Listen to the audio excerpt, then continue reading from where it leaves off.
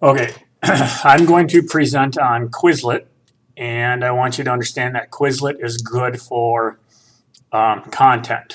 Vocab is, in my eyes, the key of Quizlet. Um, I'm going to try taking you from where I use it, how I use it, all the way up to, depending upon how I'm teaching this year, how I want to be able to use it. So if you just search Quizlet, um, and I've already looked at it. And once again, I don't use it to its fullest. But if you search it, it's there. I honestly don't. Mine just comes up. I don't know if you use your Gmail or not. I apologize. But mine just shows up. And if you're starting out, the first thing that you're going to want to do is go to create. And if you think about it as, in essence, you are creating flashcards. And there's a ton of them already made if you want. But I think that it's easy enough that you can, make it on your own. I do what I call a day by day. So here's my space science unit. Up on top, that is my vocab words. So if you click on that, it comes up. And these are my vocab words. And I already have them up somewhere else, so I apologize. I'll find them. Maybe I don't. But so there's my vocab words, and I want to create a new set, and they're called sets. So if I want to make one called space science vocab, and you can add a description down here. But you can see I already started. What I would do, or how I would do it, is I would copy it, and then I would paste it in. And one of the things that you need to kind of get from the beginning is you can choose what language you want it in. And there are a ton of languages, and I'll talk about that a little bit more. And if you want your own definition, you can type it in. Or if you click on it, it gives you some definitions. And you can take their definition and modify it or whatever you want. So I'll just do another one here. And I'll copy that. And I'm just doing a Control C and a Control V. And then it gives you other options that are on there. And as soon as you click in there, it'll give you a definition. And once again, if you want to change it, you can change it.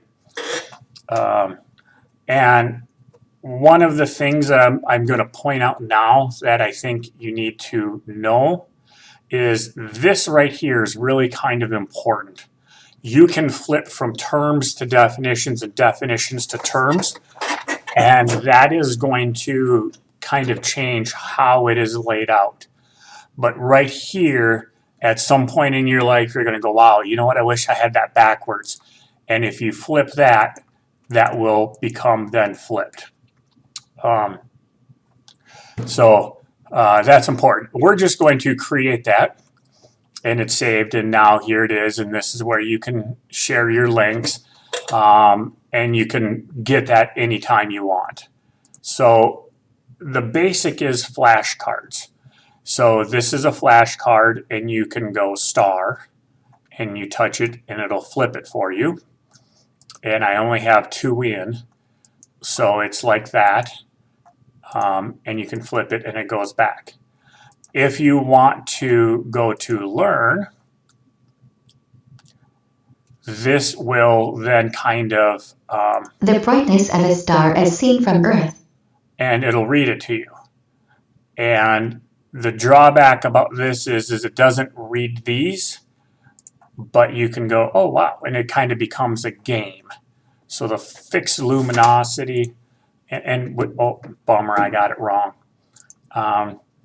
And it'll tell you where you are at, and you can continue on. And each time it becomes a little bit tougher. The problem is when you type it, it's got to be typed in exactly. And if you don't know, it'll tell you what the correct answer is. So I'm going to go back to the set, and it will say, okay, so here's the definition, and there's the typing part. This is one thing that's kind of fun, where it's type what you hear, and this is where I can see that this could be used for spelling words. I don't know if spelling words are used anymore in elementary. My youngest son is a sophomore, but if you click on that, Apparent magnitude. it gives you the definition. And I could see kids having headphones on, and Apparent magnitude. there's the word, and it wants you to spell apparent magnitude. You can go into test, and this is a match where it's a game, and it is timed, so it can be a competition. Excuse me, where you move things around, and it's like, oh, I got that one right. I got that one right. Okay. So it took me 10.4 seconds, and right now I'm in first place. And it kind of becomes a competition. And for some of your kids, competitions are good, and some of them aren't. And then this is another game where they start to fall down, and you can select the difficulty on how fast it goes.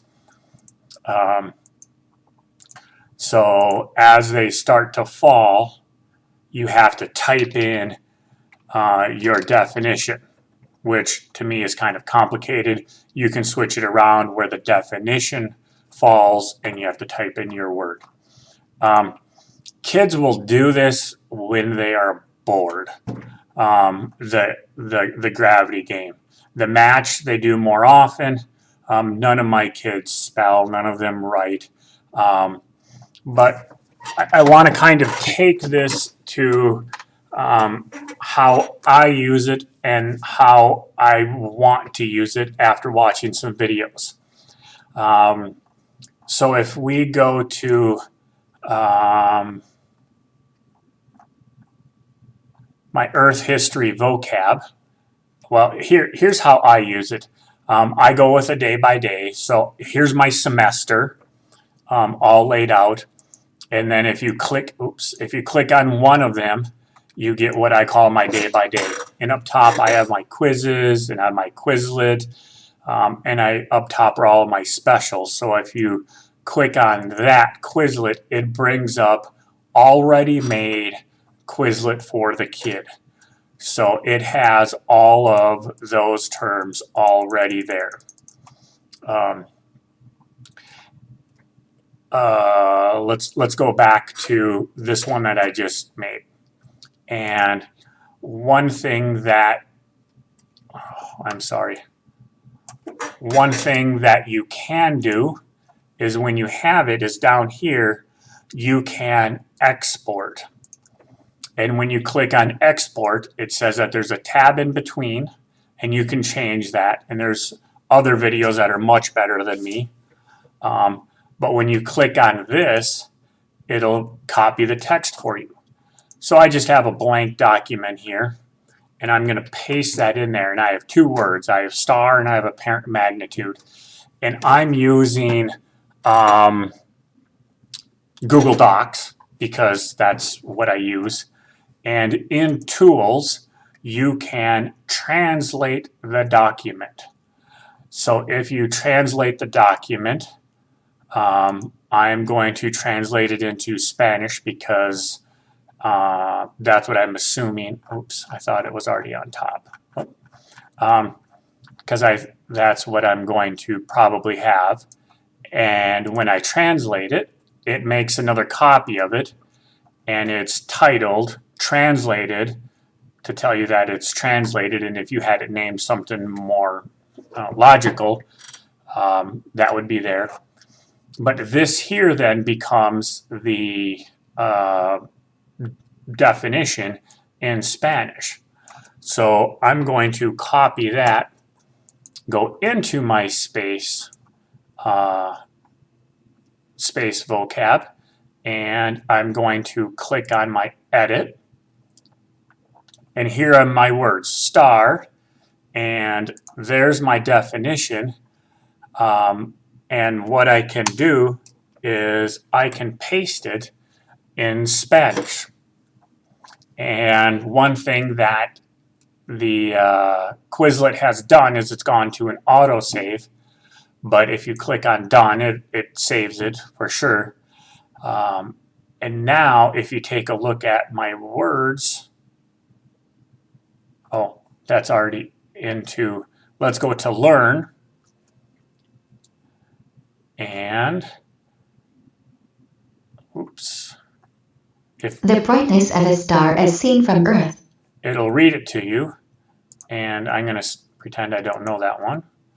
Now, when we click on it, a fixed luminous point in the night sky that is a large, remote, incandescent body like the sun de un punto luminoso fallo en el cielo nocturno que es un cuerpo incandescent grande o remoto como el sol.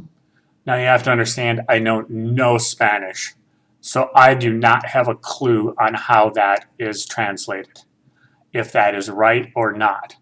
But what I feel in my head is this gives the student the definition in English, and it gives them the definition in Spanish, and it makes them learn the word. Okay. If we go to another one, this is my space vocab, and this is all of them, and I click on edit. And if we click on the definition area, we can change what language it's in. Now, as soon as I click on Spanish, it doesn't convert the definition into Spanish. What that will do is when I click done and we click on learn and we click up here on it, Agolo fod gas primarily hydrogen and helium that undergoes nuclear fusion. once again, I don't know Spanish. I don't know how the translation went, but in my head, I'm assuming that it made a really good translation. So they see it in English, they listen to it in Spanish, and they have to click on the English vocab word. So in my mind, they're learning the English content word with a Spanish definition, and hopefully there's some carryover as they look at it. Once again, I'm a science teacher, not a Spanish teacher. What I'm going to do, just so I don't mess myself up for later, is I'm going to change that back. You just click on definition up there, and I'm going to change it back from Spanish to, I thought English would have been one of the first ones.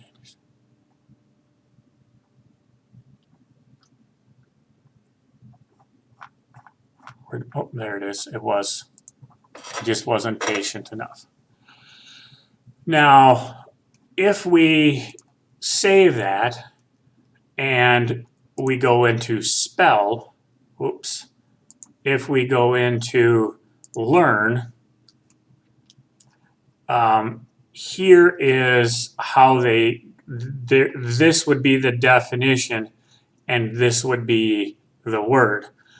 But if you wanted to change that, we could go to edit, and here's our flip. So if we flip them around and click done and go to learn, so that still has it. If we go to our flashcards, Sorry. So here is the definition, and you click on it, and it'll bring you up the word. So as you switch those around, it depends upon which ones they come first. And the nice thing is that you can change that really easy just by editing and switch them, and then we're going to click done. With my standards now that I'll be teaching under this year, vocab is huge. The science standards in the future aren't vocab heavy. It's more of the 5E and the explore, and so I it's a great program for content. I think it'd be good for spelling if we have spelling words anymore. My email, if you need to get a hold of me, is I'll have a link for that. But if you have any questions, I'll do my best to be available. I'll have some other links to good videos. I'll try finding as many as I can. If you use Microsoft Word, I know I have a video for a guy who translates easier in Word. I don't use Word. So any questions, let me know.